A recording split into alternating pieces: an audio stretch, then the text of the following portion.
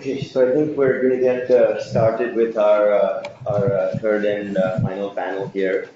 So this is going to be panel on AI and Indian elections and interesting, notable, and scary use cases of AI within the general elections that are passed and the state elections that are to come. So yeah, I'm Nehal Krishan, once again, tech journalist with The Hindu, a visiting scholar with CSTR, and a fellow with the Council on Foreign Relations in New York. So I'm just going to briefly introduce our esteemed panelists. We have Dr. Sasmit Patra, who's an honorable member of the Rajya Sabha from Odisha. Then we have Honorable Mr. Manish Tewari, who's in the Lok Sabha from Chandigarh with the Indian National Congress. Sorry, Dr. Patra is with BJD. Then we have Sinha, who is a tech policy fellow with the Tech Policy Press and former Mozilla, as well as the Center for Internet and Society.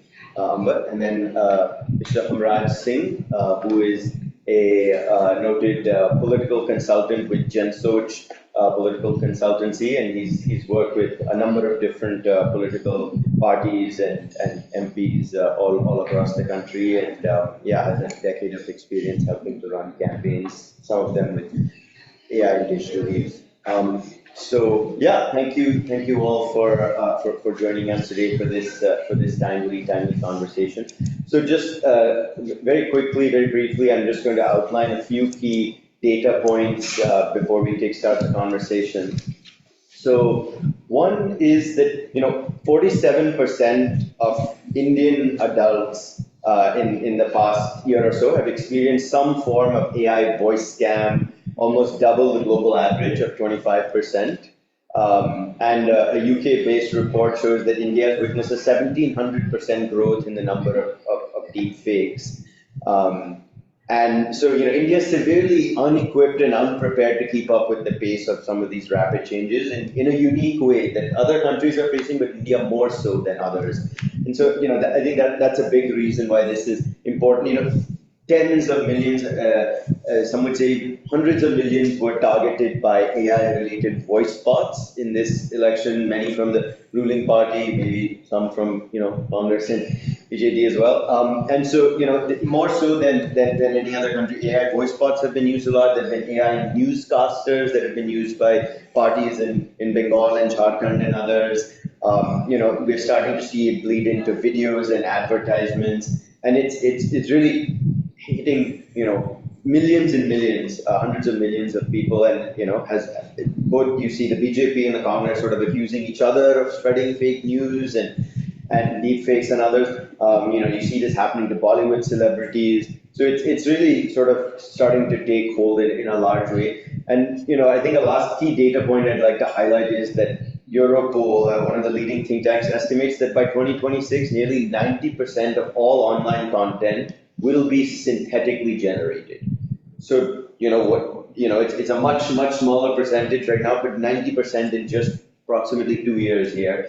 And so how India responds and tries to tackle the issue of artificial intelligence, particularly its use within elections, which has such huge and essential effects on our democracy, I think is an important conversation to be had, and not one that we have very often. So yeah, I'm looking forward to hearing everyone's perspectives on this issue. And as much as possible, we can try to keep our answers within like a minute to 2 minutes, so everyone has a chance to discuss, and we'll have a brief Q&A at the end. So I'll just start with opening remarks from each of you. I'll go right ahead. Thank you so much, and it's a real pleasure to be with Manish ji and all of you this evening. AI has been quite instrumental, and to an extent has been disruptive as well in this election. I can't talk about all the parties, but as far as my party is concerned and the state that I come from, the reach of digital technology has been there more on the urban pockets. But the kind of penetration that we have in terms of social media is still quite limited in the state of Odisha as compared to many other states. So therefore, if you were to look at the impact of AI and its various applications during the election, it's still limited, but during the conversation, I will dwell on it. But nationally, of course, it has been a huge impact. And again, I don't want to take sides here, but political parties across the spectrum have used it, some more, some less. But at the end of the day, it has influenced voter perception, has impacted voters' mindset, and somewhere half-truths have also been believed in, and somewhere falsehood has also been turned around in a way that it seems a little bit true. At times, probably 48 hours, 72 hours before a polling campaign. So therefore, leaders' perception, voters' interest, targeted hitting on specific segments and clusters have been seen, and probably during the course of this evening will probably. Thank you. So are we on Chatterhouse rules or is it an open? Are we on Chatterhouse rules? No, this right now it's stop. Yeah. That clarification is extremely helpful. So my colleague in Parliament, Mr. Patra, is now person, Mr. Krishna, ladies and gentlemen. The internet was the most audacious experiment in anarchy. And it has succeeded beyond the wildest expectations of its inventors, the Defense Advanced Projects Laboratory in the US. It represents the largest ungoverned space of planet Earth. Never before in the history of humankind has so much power concurrently resided on so many fingertips. There is more data which is churned out every day today than from the beginning of civilization till the dawn of the third millennium. So essentially, what you're seeing is a brick and mortar civilization which had evolved over the centuries, and a virtual civilization which is evolving as we speak. And the future of humankind lies at the intersection of these two civilizations. You see it in your daily lives. You may live in the physical space, but you spend the better part of your workday actually in the virtual space. And this virtual civilization, because it is borderless, it challenges the fundamental precepts of Westphalian sovereignty, on which the entire nation-state system has been founded now going back to the Peace of Westphalia in 1648. But the internet was not created with any evil or pernicious intentions. It was supposed to be a public good. Unfortunately, it has not remained a public good in its absolute sense of the word. Similarly, if you go back to the early evolution of the net, Facebook was supposed to be actually a way of connecting friends and family. It was not supposed to be weaponized for the purposes of every pernicious activity that you can think about on planet Earth.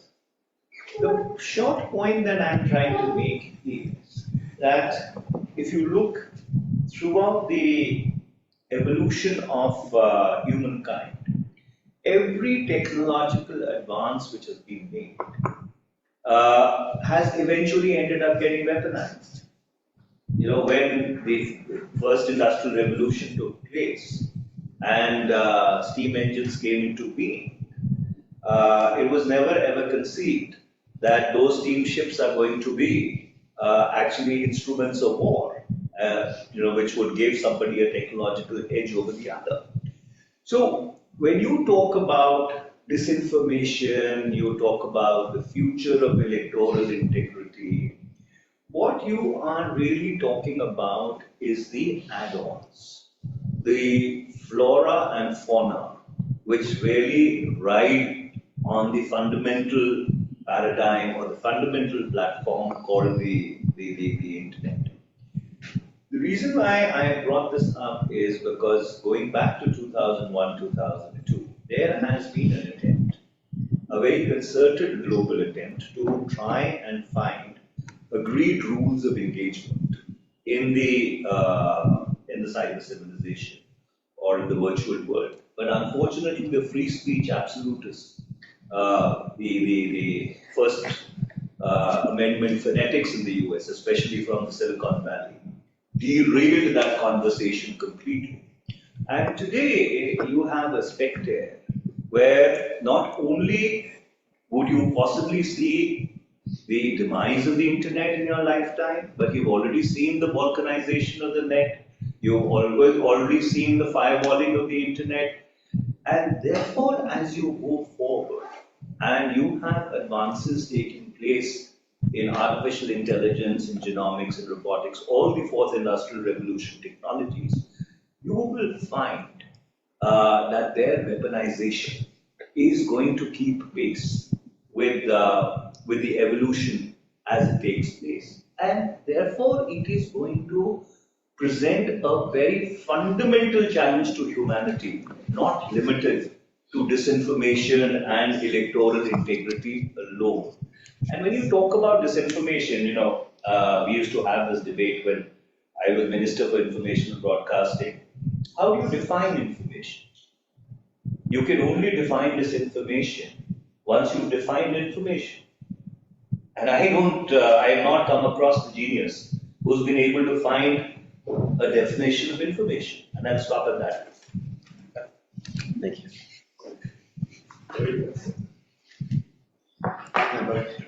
Thanks. Good evening, everyone. My name is Simha. I'm going to try to follow that excellent sort of ground setting that Mr. Tewari and Dr. Patra has done. I'll go back to something that Mr. Tewari said, which I think is extremely relevant to this discussion that we're having, that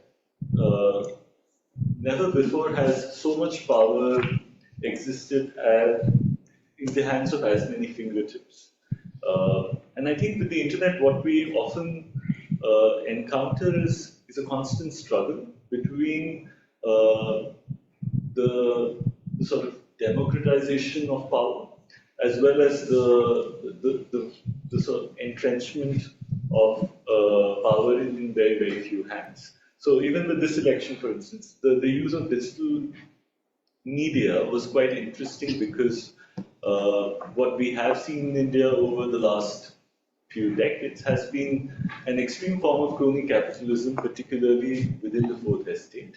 And on platforms like YouTube, we saw a response to that with a lot of with a lot of actors who were either earlier prominent on news channels, as well as independent actors like people like Dhruv Rathi, who became equally important voices in terms of consumption of news and media with regard to the election that just went by. So there is, on the one hand, the opportunity that the internet presents for democratization and often the sort of power structures within which large big tech companies, as well as the failure of the regulatory apparatus to ensure that democratization exists. So with that sort of preface, speaking very, very specifically about the issue of AI being used in election. This year, 2024, about 70, I think, depending on which sort of calculation that you're looking at, anywhere between 75 to 85 countries have or are in the process of having their national or provincial elections. And the big kind of fear for 2024 was this was going to be a generative AI disaster, which hasn't really happened. I think those of us who sort of followed the state of art in AI particularly as it exists in languages aside from English, and also the way in which political operatives have used AI. Didn't expect generative AI to be as much of an issue, but more traditional forms of AI, such as the use of AI by recommendation engines run by social media platforms, or the use of AI for micro-targeting of political content. Those continue to remain the more pervasive and more important and also the more dangerous uses of AI in electioneering, and they require as much attention. But with generative AI, these elections also provided an interesting, I think, testing ground for the kinds of things that we will see in the future. So particularly as natural language processing and voice content, so personalization of robo-voice calls, live voice translations, and then on the image side, deepfakes and image content. So I don't think we've reached this. So generative AI was kind of more flashy, it was more attention generating, but I don't think we saw very successful adversarial uses of Gen AI, or at least nowhere close to the extent that one feared. So I think as we go forward in terms of regulating AI with regard to elections, the big question remains is for India, what is the regulatory apparatus that could even be applied to it? Are there sort of, there is a voluntary code of ethics under the Election Commission of India to which a number of internet platforms are party to.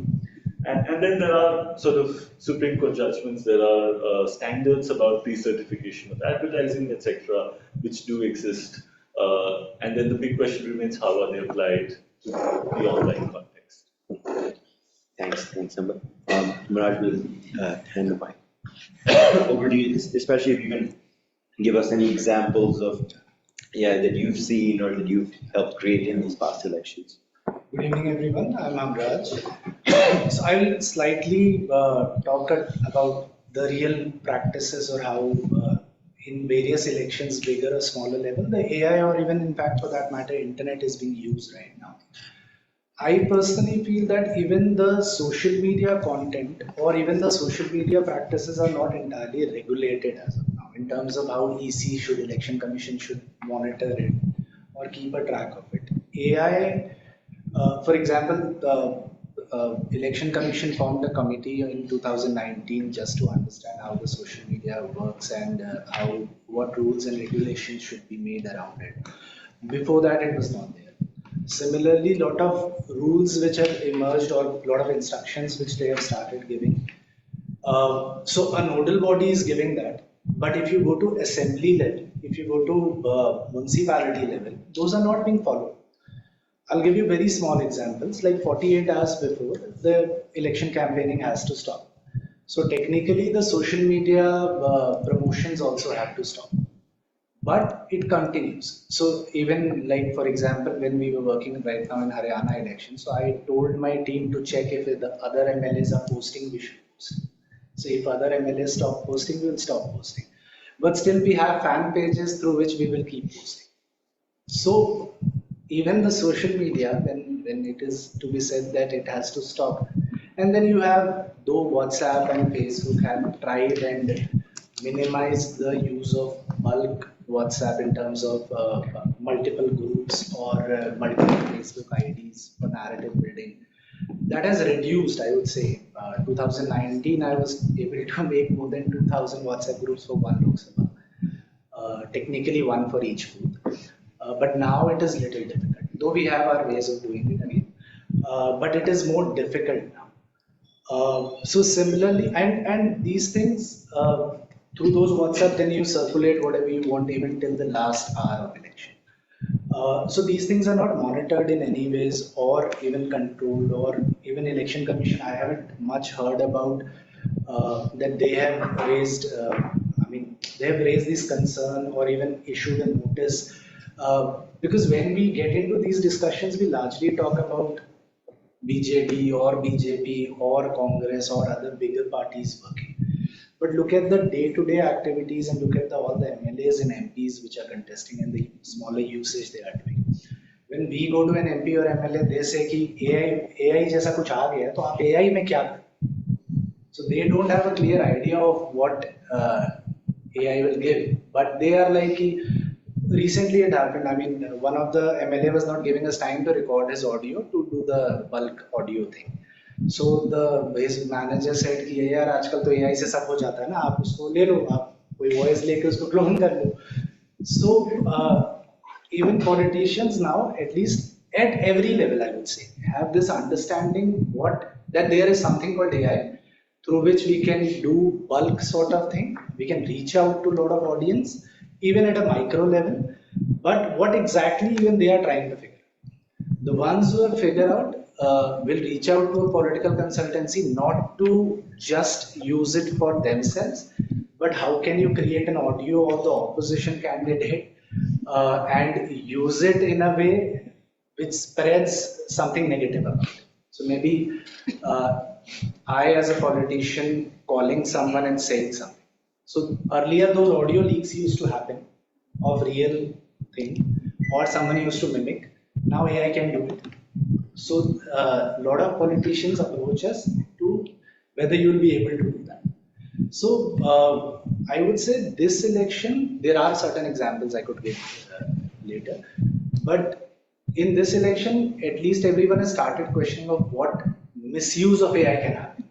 If not use, at least people have started at various levels talking about what misuse of AI can happen. And gradually this is going to increase.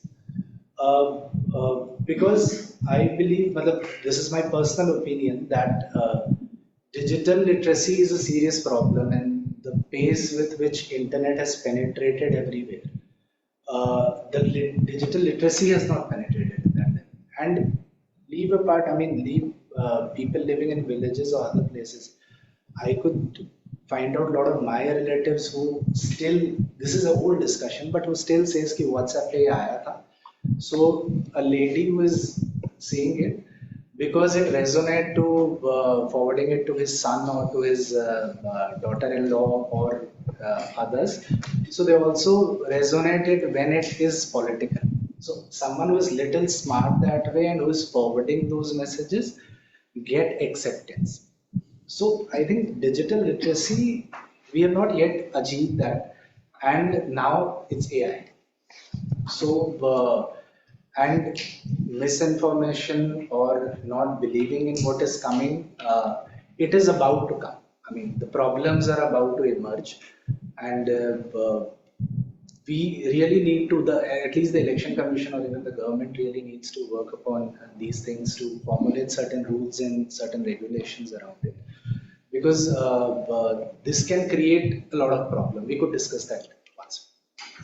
Makes sense. Thanks for that good overview, Hamraj. So I'll start with you, Dr. Patra. So I thought it might be helpful and useful to maybe start with just some personal examples and ways in which AI has affected some of the people in this room. I wanted to start with you. So I know there was an example of the Odisha Chief Minister, Mr. Naveen Patnaik. Earlier this year, he had put out some videos, and the BJP had claimed that they were manipulated using AI. I don't know if you remember, this was in like April, May of this year, and so there was these accusations that it had been altered. This was done by the BJP's chief Sameer Mohanty, and then of course the Odisha Chief Minister, Mr. Patnaik, had said that's great, they should use their own intelligence, referring to the BJP. And I think you have responded saying, Mr. Panda has just come out of the hospital with an eye operation. I'm not sure what has gone wrong with your intelligence, artificial or real, please get well soon. I was just curious, this was one of the few examples I think you have been aware of and sort of, so I just wanted to see if, what do you think, how do you think people will know who to trust and why in a situation like this when two different politicians are making radically different claims about whether AI was used in something or not, and where do we go from there? You see, I'll just put you in context in terms of what it was. So Mr. Naveen Patnaik was campaigning, and he gave out a couple of videos where he made certain statements. One was inside a helicopter, he was just about to take off. One was on a tarmac of an airfield. And it so happened that the BJP's leadership, a couple of them, they remarked that they were AI and Mr. Naveen Patnaik himself was not saying. That's hilarious primarily because Mr. Patnaik is sitting, you can hear the rotor of the helicopter going on. And every minute detail, right down, you have that sound of the hissing of the cockpit of the helicopter coming. And despite that, people trying to create an impression, saying that artificial intelligence probably has been used and Mr. Naveen Patnaik actually is not campaigning. So something as something as ridiculous as something like that had to be dealt with appropriately. And Mr. Patnaik himself said that, look, I hope that it's not talking about artificial intelligence, they use a little bit of intelligence. It's not that the opposition did not try using AI on us. There was an incident where Mr. Patnaik was sitting on the desk, and there was his deputy, I mean, his associate who was right behind him. And it's like, when you sit on a chair behind, you just take off your slippers after a long day. So he slipped off the slippers and he pushed the slippers aside. And it was doctored in a very interesting way that it showed as if he was trying to kick the feet of Mr. Naveen Patnaik from behind. Right? And that was circulated quite widely by the BJP to show that, look, the person who's sitting right behind him, he is doing this, he's kicking the feet of Mr. Naveen Patnaik. Now, this is all out in public, so it's not something that, and then it was found to be fake. So the point I'm like, for example, in the last 2019 elections, we talked about 2024, and Mr. Naveen Patnaik was campaigning. And what happens is that when you yawn, you put your hand here, right, and you put it back. And he was on a campaign trail. And the BJP then used, even in those days, I don't know how they did that, but whether generative AI was enough, they inserted a cigarette between his fingers so that when he actually was, it's like at 8:30, he's traveling, there are crowds lined up on the streets.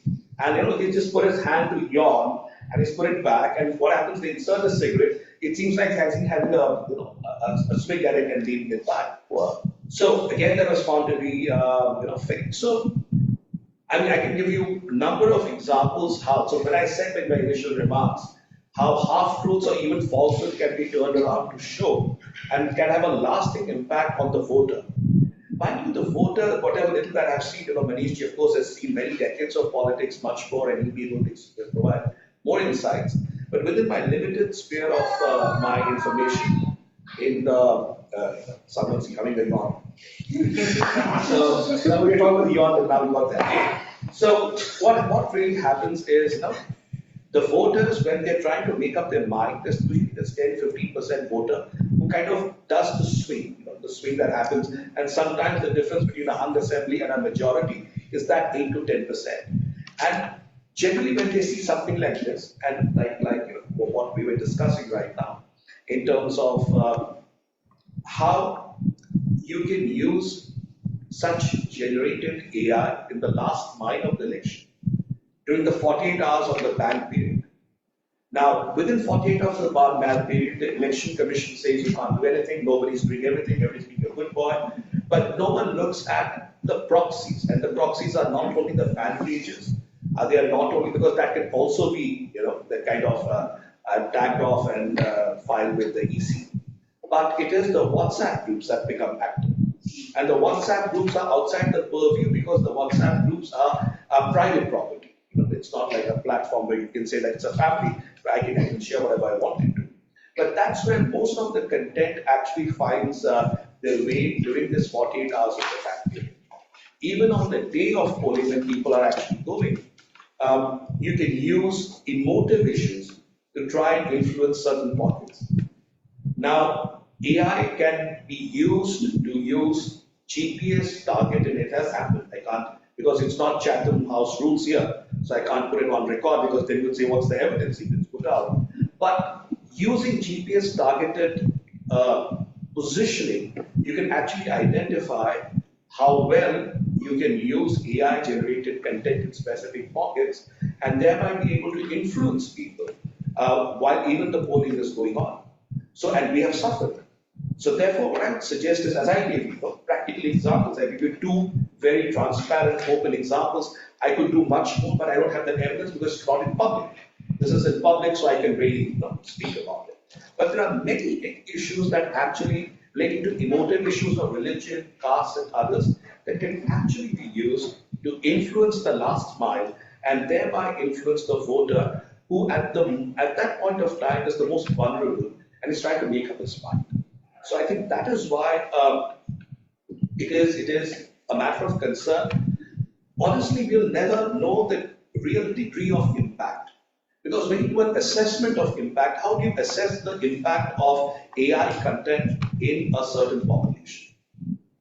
How many bought it and how many didn't buy it? Whether it was circulated and what is the reach of that circulation? How do you assess it? How do you measure it? And whether that measurability can actually translate into the impact on the electoral outcomes itself. And whether the electoral outcomes have actually been affected because of it. Unless we are able to trace that, we will not be in a position to identify the degree of impact it had. Like for example, in our state, no one would have thought we would lose the election.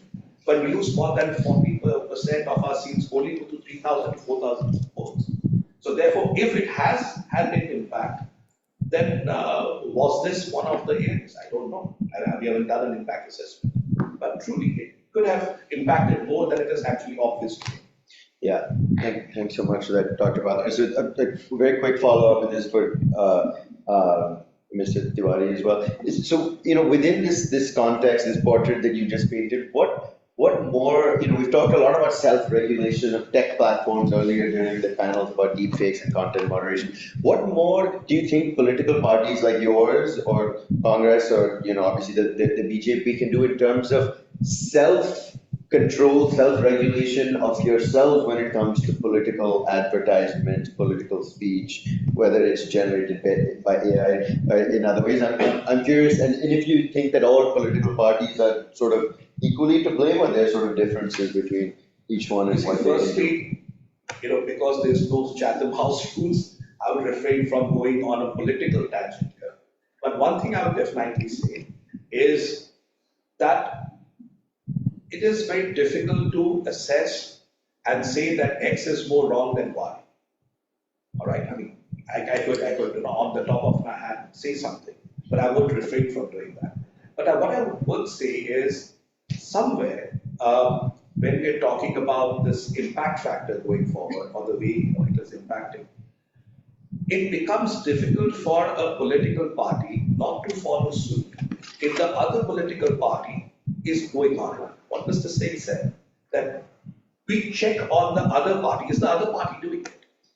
If the other party is not doing it, all right, we should not be the first responder. But the question is, if the other party continues to do it and it's damaging your electoral fortunes, would you sit back and play righteous?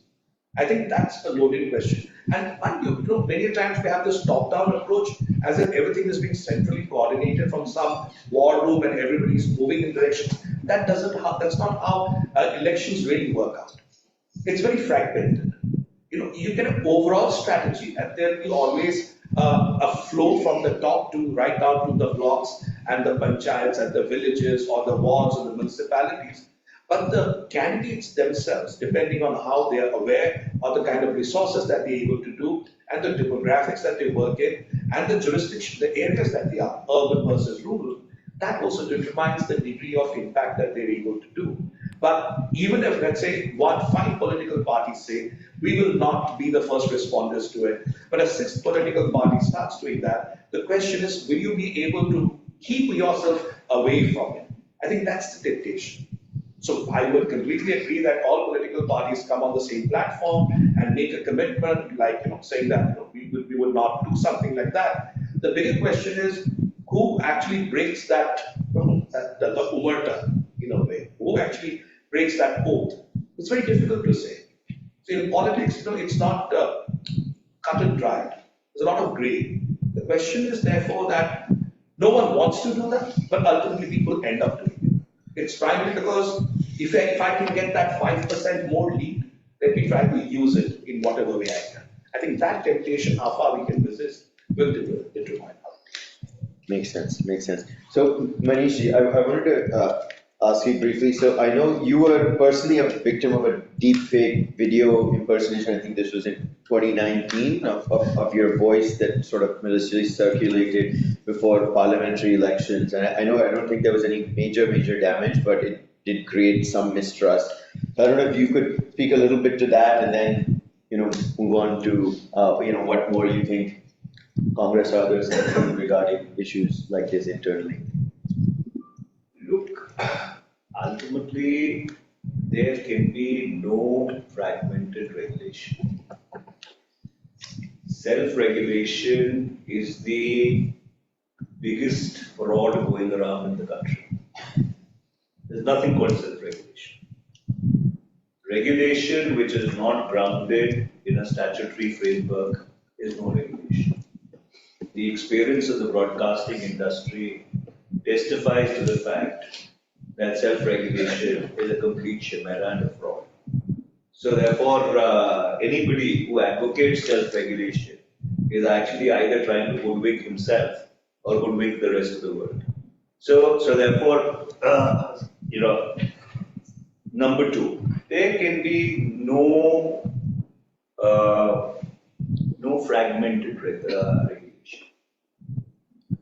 Ultimately, the opportunity that you missed by trying to have a legal architecture that would put agreed rules of engagement in the virtual civilization is a bus that you should not miss when it comes to artificial intelligence.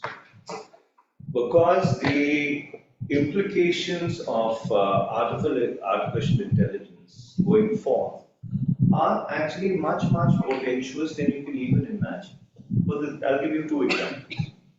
So you have a situation whereby the AI in India, or AI platforms which will be created or are being created in India, they learn from their large learning models.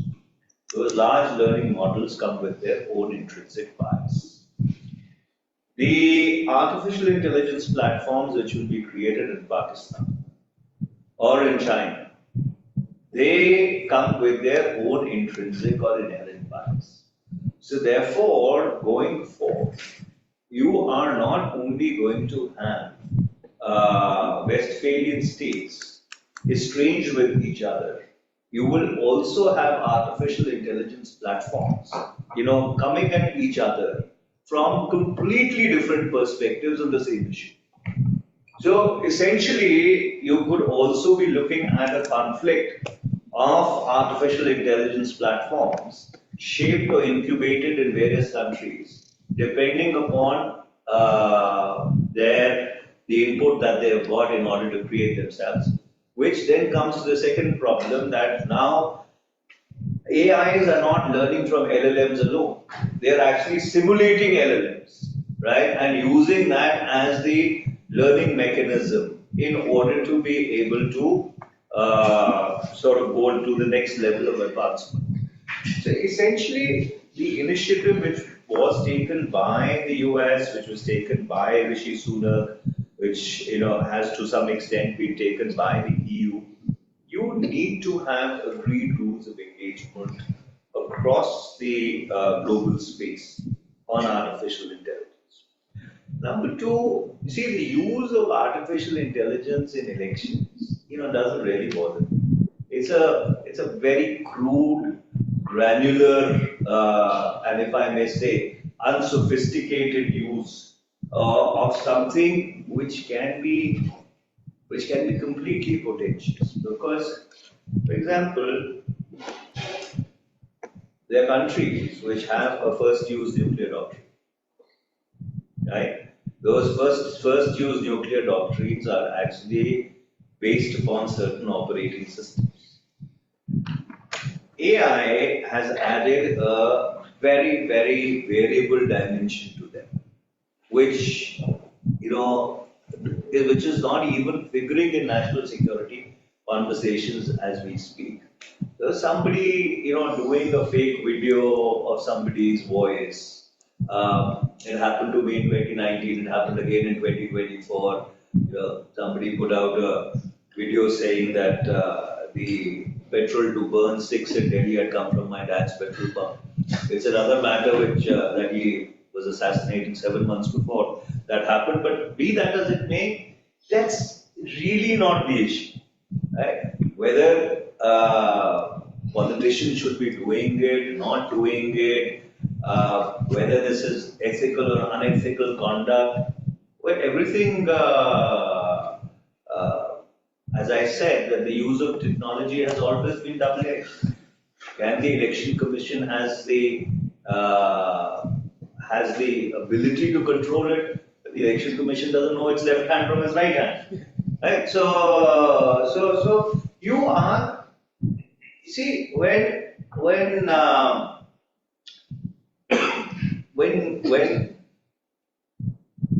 anarchy actually meets hierarchy, you have chaos. So you have hierarchical states or hierarchical bureaucratic structures which are trying to deal with a problem which they don't even understand. So therefore, if you expect them to be able to wrap their heads around a battle between technology and regulation, where technology is always outpaced regulation, it's not going to happen. So fundamentally, you come back to the same thesis from where I began. There has to be a global architecture. And number two, anybody who believes that the voter is so unsmart that a few Facebook posts or a few tweets is going to actually end up tipping his voting preference. Maybe partially correct, right? But in my own experience, this is just another data point that he is internalizing as he goes about making that decision. And in a country like India, where even these, the social media outreach firms, at best they are operating at 6 or 7 data points. I mean, so till the time you're not operating at a level of 52 or 56 or 58 data points, how effective really that communication is open to question.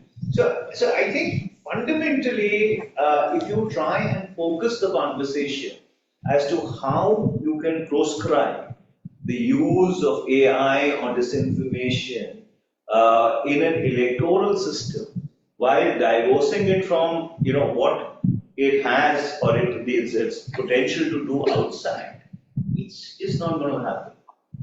Elections are just a subset of what AI is generally doing.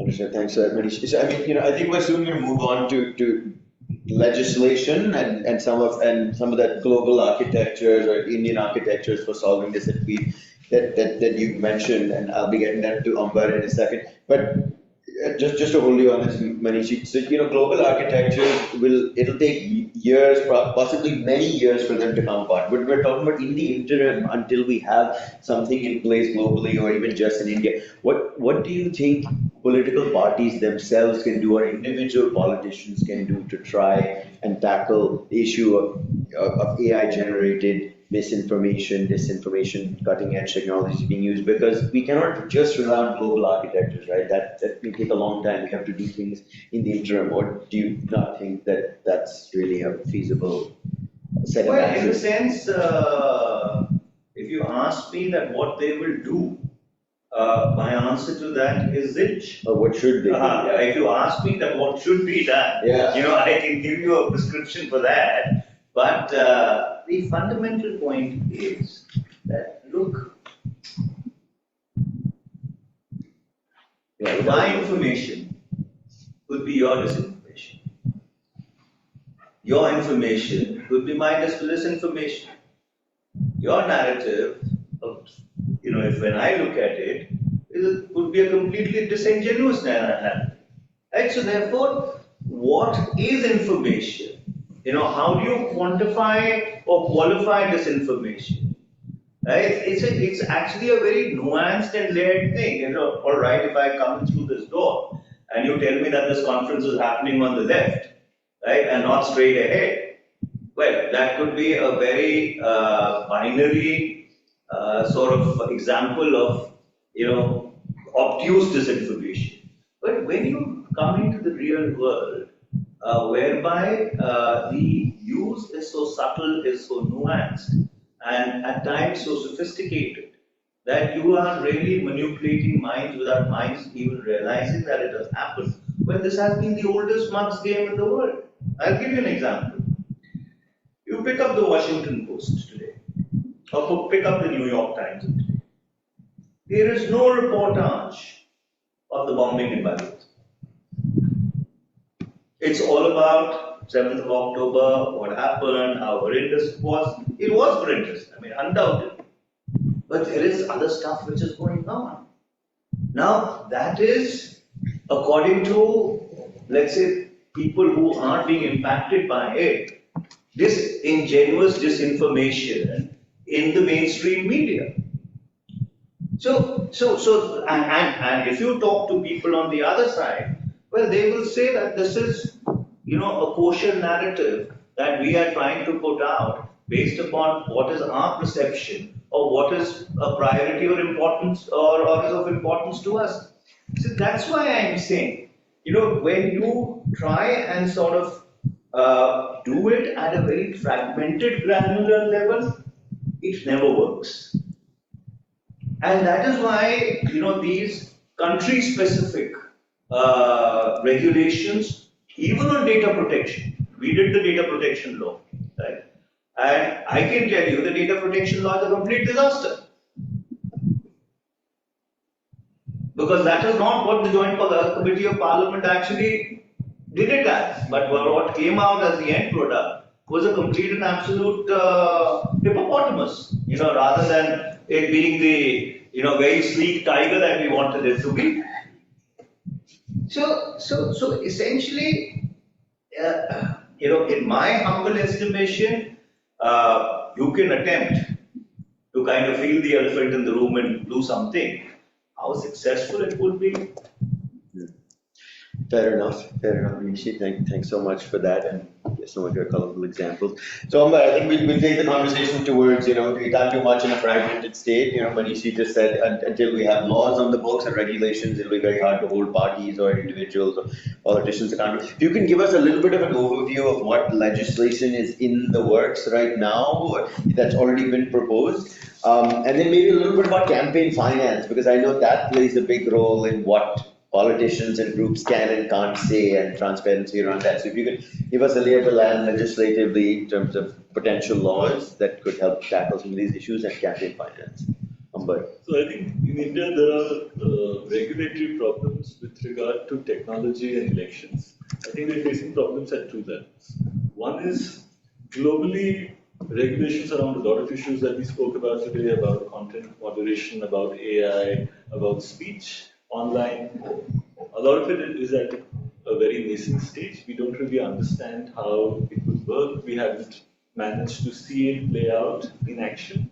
So at one level, there isn't global consensus or evidence-based examples that we could look at and draw from. The second problem, like Mr. Tewari was mentioning, is just poor regulatory adoption of laws, and data protection is an excellent example of that. But even apart from that, so look at something like political advertising online, which is central to the issue that we're talking about. The Election Commission of India, the Representation of People's Act, none of these, either in their text or in any kind of delegated rulemaking, define the term political advertising, leaving all the individual platforms to come up with their own definition. Before the 2019 elections, I think the Center for Communication Governance at NMUD did an excellent report on this, where they compared the differences between political advertising across these platforms and the kind of content that it would cover, and there were huge disparities. Now, despite that, so when you have weak regulators, often it is left to a judiciary to try to step in and make some sense of it. And again, this is something that, as a former Minister of Information and Broadcasting, Mr. Tewari, would be well aware of. In 2004, the Supreme Court and the Ministry of INB versus Gemini TV,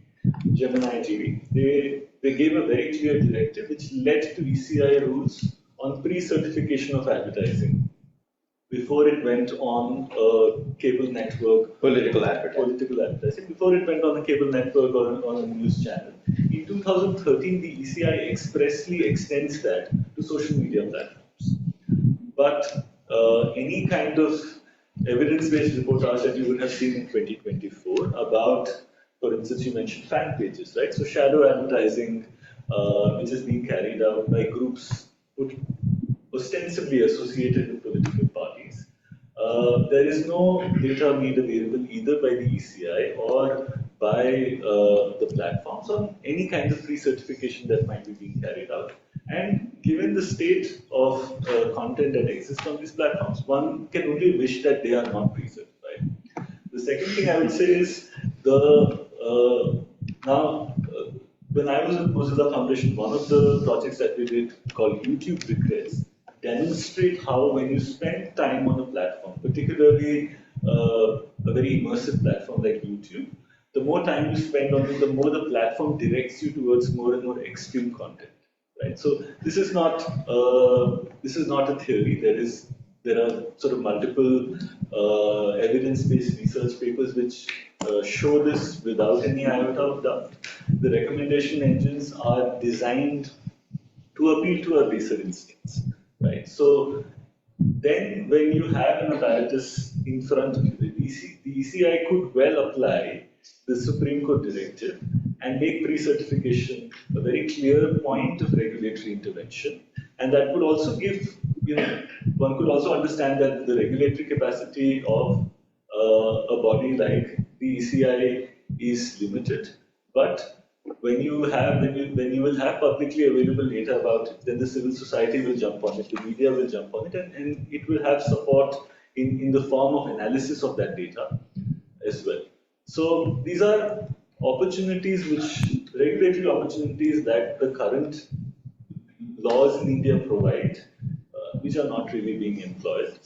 And I think going forward, while an AI Act kind of regulatory is something that different states could consider, which is, I think, a prudent risk-based approach to regulating it. But I think when we are speaking about election, that requires auditability of financial transactions, right? So I spoke about certain kinds of regulatory paradigms where we don't have enough global examples, but campaign financing is not one. Campaign financing is something that other countries have done for a very long time. There is a lot of literature on how election management bodies should manage campaign financing, and there is a clear legislative failure to implement those solutions. So I think even at that level, with the kind of directive that the Supreme Court has given to the ECI, and with better auditability of financial transactions, particularly in the sort of shadow advertising domain that we have, which plays a huge role in a country like India, I think a lot of difference could be made to weeding out rogue actors. Sounds good. But real quick on the legislative front, are there any proposed legislation right now within the parliament or that have been drafted that, for example, Manish or Dr. Patra already support or could support that could, change the rules within the IT ministry or the broadcasting ministry? I mean, the last major regulatory move was the 2019 Voluntary Code of Ethics. Again, not a legislation, something that the ECI convened some of the big players, some of the big tech companies, and they came out with a joint code of ethics. And again, at least 5 years back, there was a lot of conversation about applying that code. This year, we didn't even hear much about that. So again, we have two parliamentarians who are much better aware than me about any existing legislative efforts or private member bills that could be circulated in the future. But to my knowledge, there are none. So I'm gonna get back to Dr. Patra and Manish regarding such legislation. But first, very quickly, I was just going to ask Mr. Amraj if you could give some examples that you observed of use of of AI and other cutting edge technology in the general election that just passed. If you can give us maybe 2 or 3 sort of real colorful examples and, maybe a sense of how rules or regulations could be used to strengthen and make such advertisements better or more accurate. I think European Union has certain rules and regulations already established in this, but not in India. See, one interesting example was of Karunanidhi's video, which was played in the youth programs of the DMK party, where he was recreated with all his voice and everything, a little younger Karunanidhi. And his message of to vote to his son Stalin was there. So, and there are certain other examples, and I've been cracking this joke that this to all the politicians who have a family legacy will use it more, because if their father had a better image, they would obviously get it used during the elections to have a message of him. It is used in graphics also. So the father figure is used in the graphics upside, and then the candidate is used here. So even the Karunanidhi is one example. This Ranveer Singh and other actors' videos were released saying that not to vote for Modi ji or BJP. So that was out there. A lot of such, and they have to clarify it that these are AI generated videos and these are not official videos. I little bit differ, sir, on one of the ideas that I think this can cause a serious problem in a way that a lot of presidents have lost election in America because of their scandal videos coming out. So something coming out 2 days before through AI, which is not original, can cause similar sort of damage until and unless we have accepted the fact that these all are misinformation. And in last France Trump's leaked locker room conversations actually led to a bump in the women's vote for him, and not the other way around. But it is impacting. That is the broader idea. It is impacting. So that is the broader idea. And so similarly, and coming I think, I don't remember the name, but one of the presidential candidate in France, his video is also there of him dancing in a pub or bar, something like that. So his video was also there, which was again a AI generated video on TikTok. Yeah, it was there. So again, coming back to regulations and other things. See, I think I was a LAM fellow also. So when I was a LAM fellow, my MP and certain other MPs, they together called few experts from Bangalore to help them with understanding Bitcoin and everything. Right. So unfortunately, the way technology is developing and the way it is progressing, the parliament as a whole is not taking up certain measures of empowering the MPs first to understand the things. So when I earlier talked about digital literacy, again I'm talking about similar for the parliament. Another example I could give is that UPI thing was going on, but if you have to buy a cutlery set from parliament as a memento, that was only in cash. Similarly, we are talking about AI of using AI. I mean, Modi ji videos can be converted into 8 languages right now. Bhashini. But parliamentary speeches are still being manually translated into, and that to start a few years before. It's not a whole story. So, with bureaucrats, I believe the politicians also, because ultimately the rules are made in parliament. These things are, and that willingness and willness also has to come. So, a lot of these things, as the discussion has to start, and I believe the parliament, at least the committees or others, a lot of experts should be called, and the awareness. I mean, for example, PRS conduct a session every Wednesday or something to talk about a bill or about anything else. So similarly on AI, certain sessions should happen, because if that space will understand how AI is emerging or functioning right now, at least the talk of making a bill or a legislation around it will start happening. Because as an outside advocacy group or others, the push might be slow, but it could improve if it happens this way. Similarly, so these are the two, I have given you a few examples, and this is about legislation. And I think, see, Election Commission, if we specifically talk about elections, so what happens largely that even for social media, they would bring in Google, Facebook, other platforms, and they will say, okay, you do it in this way or that way, or a broader rules are part. But what about how many teams they have deployed at state level, at assembly level, at various other levels? Because ultimately, then a little bit of monitoring can happen or other things that can happen. Otherwise, it would continue and it would increase. And the problem is that it would only stop when a point has came or a time has came where everyone has realized that okay, these all are misinformation. So trust less. And I am really scared about the idea that if news, say for example, start using the AI technology in terms of trying to understand what should we produce and how should we produce. Because a lot of now agencies, consultancies are pitching into political parties also, not for some videos or some deepfake content, but they are pushing for what sir was telling that 6 data points you can right now see on Facebook or other platforms. But for a national level campaign, a lot of these analysis can happen of Facebook, Instagram, Twitter, YouTube, other platforms. So as the digital imprint of ours increase, it had happened similar of Cambridge Analytica, what happened in US. So a lot of these now consultancies or these agencies or these AI companies are pitching in with the idea that we could make you map the minds of voter, at least the ones which has a good digital imprint, the youth or those segments.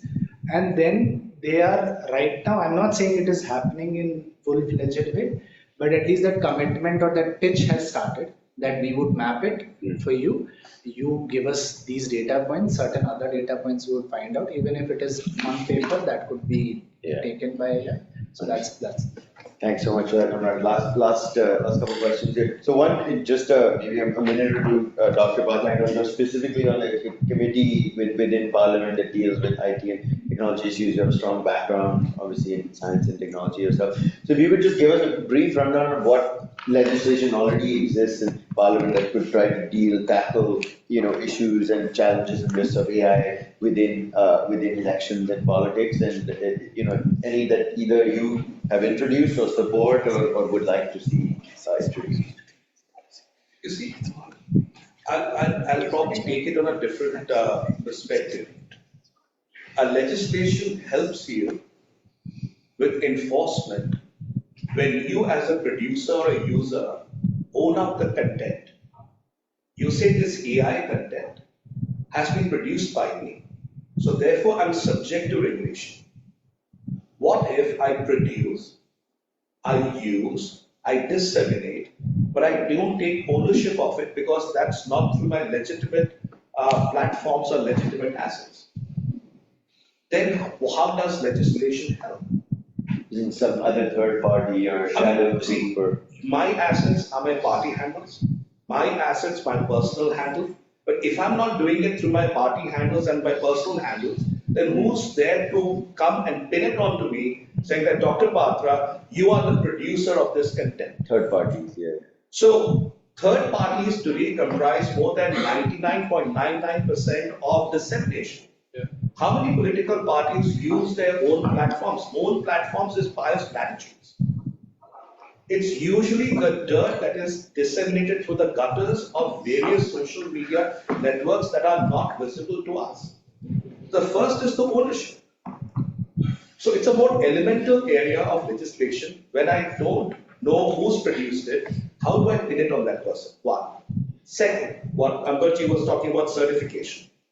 Once I go for certification, I am liable for it because ECI will approve or not approve it.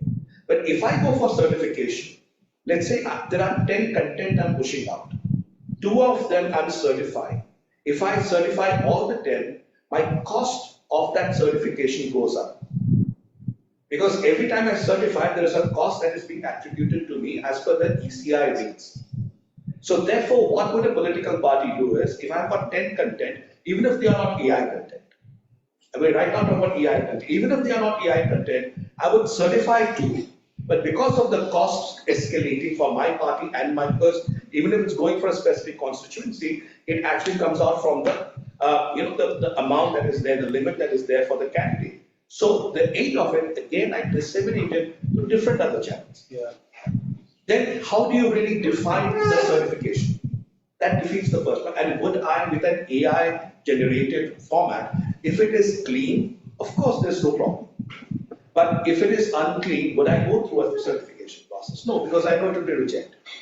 And the third piece was we're talking about the platforms. Let's say, for example, today the platforms are there and they clearly say we have the safe harbor protection. I am a platform, yes. So let's say, for example, I am a public representative and I go to X and I say that, look, there is a defamatory thing being done about me, please put it down. It won't. If there is a police case, an FIR or a judicial order and then the police intervenes, only then they are liable to take it off, and that too many times with a great amount of reticence. So therefore, even for platforms to actually, for example, YouTube, now there's so much of generative AI that is there. I'm not talking about political either now. Any generative AI that is being used on YouTube, are there any watermarks that you can define that this is a generated AI or this is actually a real video? It's very difficult. So therefore, when you don't have watermarks, when YouTube itself cannot also define whether it's an AI generated video or otherwise and doesn't flag it, how do you pin it down? Understood. Thanks much for that, Dr. Manish. So I guess it's very difficult to create legislation, and it sounds like that could try to tackle. You could do a legislation. The question is that Or none exists so far. You don't really have. See, you've got various IT rules, etc., etc. But at the end of the day, Manish, you'll be better able to explain that. He's been on the committee on PDP. There's so much of work that he and my former colleague, Dr. Patra, had worked on. And it was a great work that they had done on PDP. And if a lot of the work that was actually done, more than 100 recommendations that were done, were actually found the light of the day a lot more different it would have been than today. But coming back, even if you have a legislation, enforceability becomes an issue.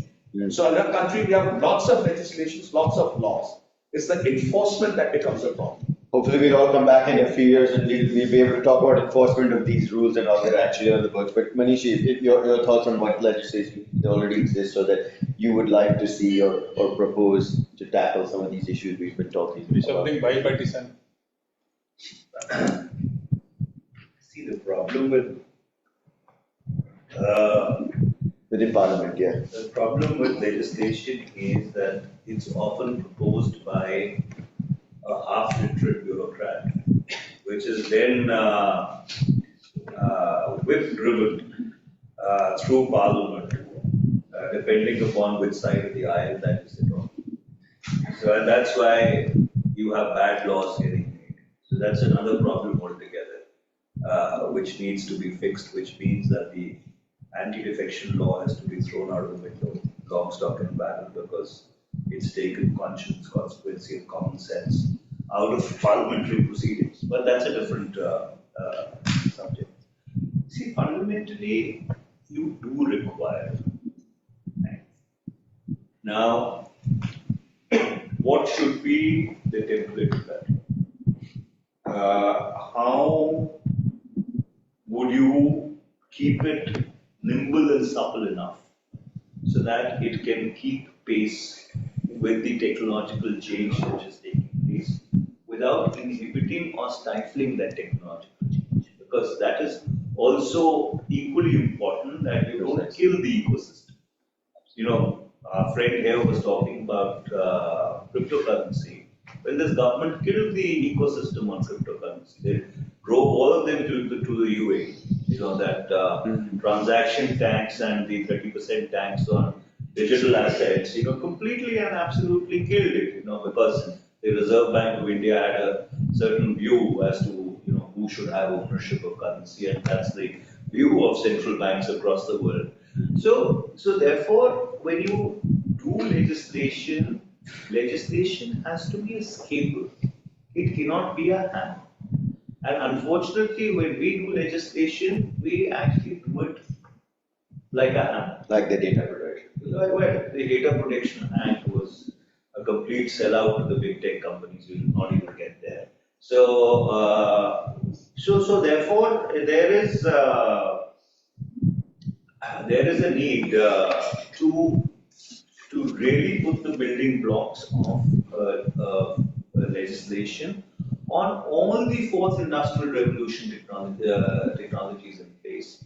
You have nothing on genomics. You have nothing on robotics. You have nothing on the Internet of Things. You have nothing on the AI. Then you would have nothing on the cross-pollination of these various domains because the AI is only an enabler, right? There are other domains which are actually using this technology in order to do stuff better in their own domains. So how do you really tackle the cross-pollination of these various genres? And that is the discussion actually which should be taking place in the parliamentary standing committees. Because eventually when you look at legislation, and unfortunately in our country legislation doesn't come with a sunset clause. So that's why you have laws dating back to the 19th century which are still on the statute page. Of course, some of them were much wiser than the ones which were made now. That's another, that's another matter altogether. But the short point I'm trying to make is that there is a need for a very concerted conversation around all these issues, because otherwise you are already in uncharted waters.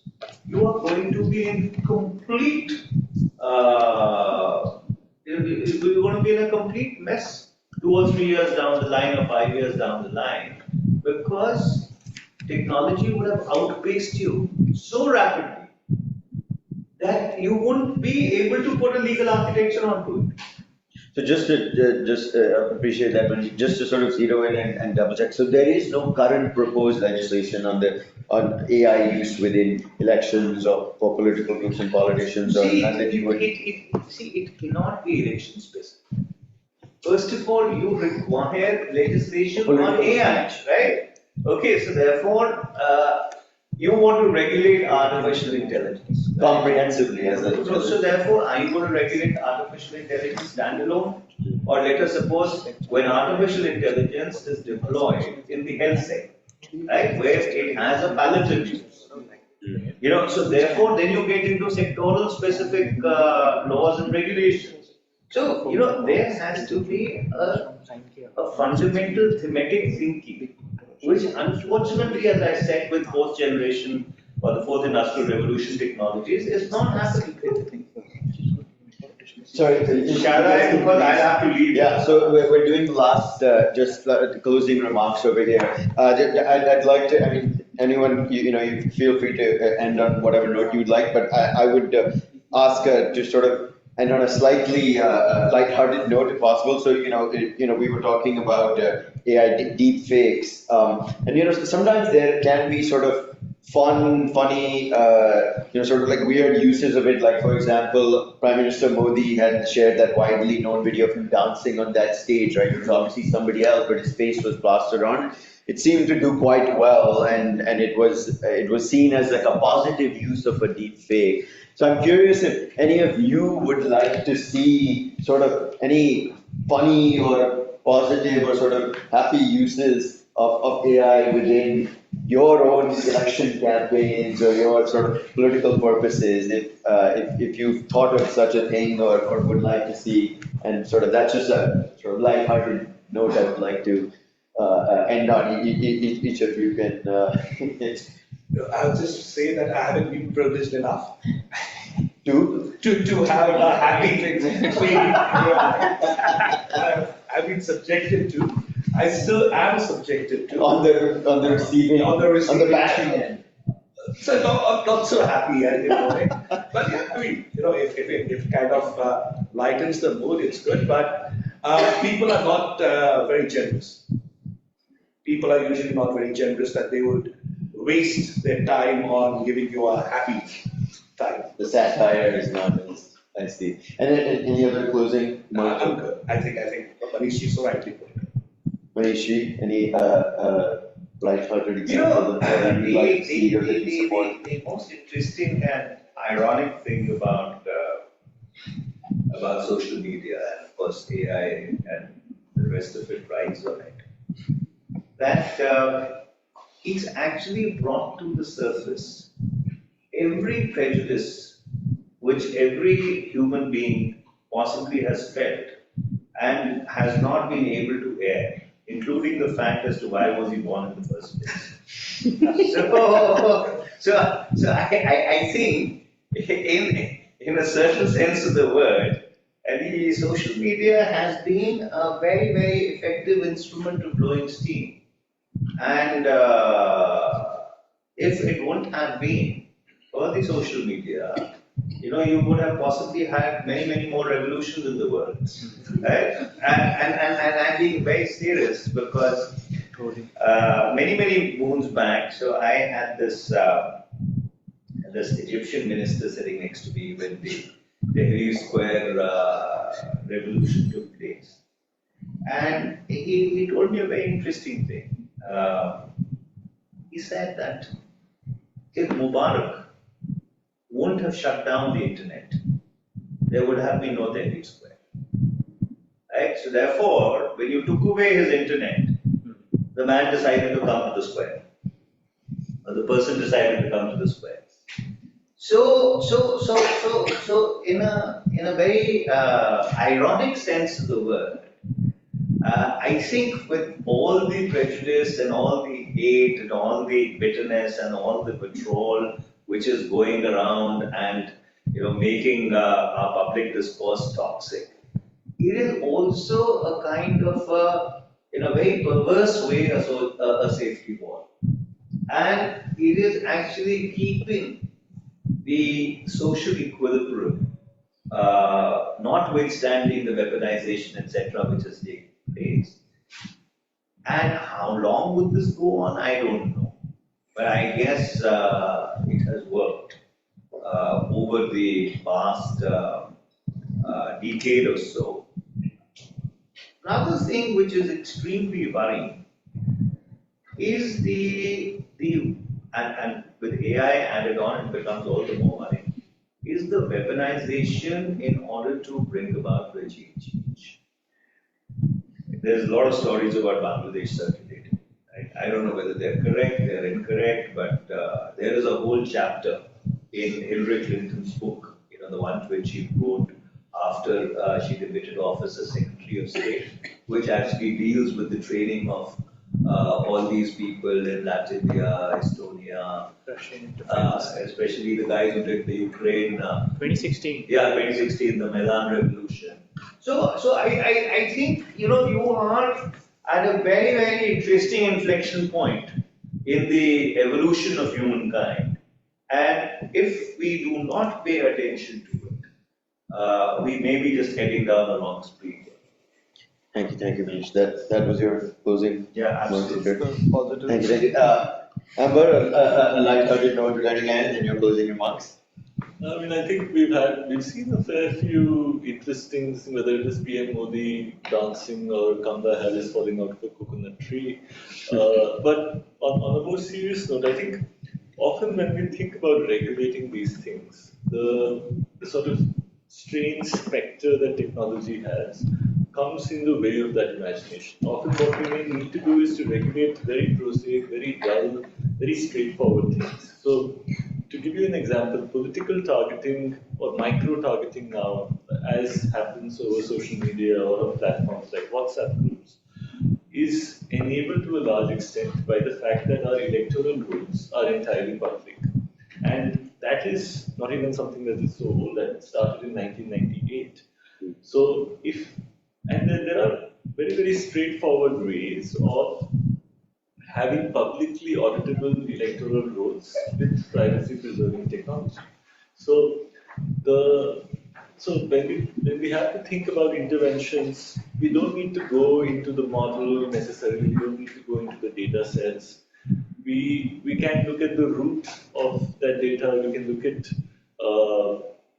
access points and those kinds of interventions, which where small regulate, it doesn't require too much capacity to do it. It's a small regulatory intervention which is done, for which you have a setup done one time, and they could have larger ramifications.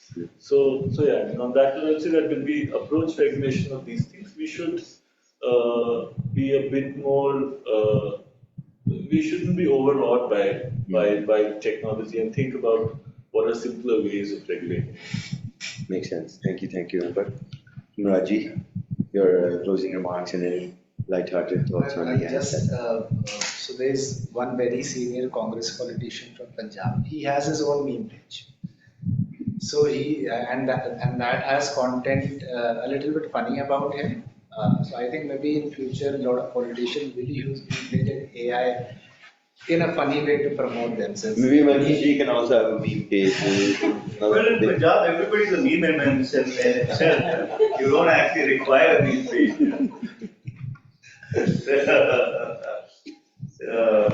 Yeah, we are the only state where actually people laugh at themselves and feel happy about it. This is the page of Mr. I know. Any other closing remarks from Raj? No, I think That's all. Okay, great. Well, I think that's all. We'll wrap it up now. If anyone in the audience has questions afterwards, you can maybe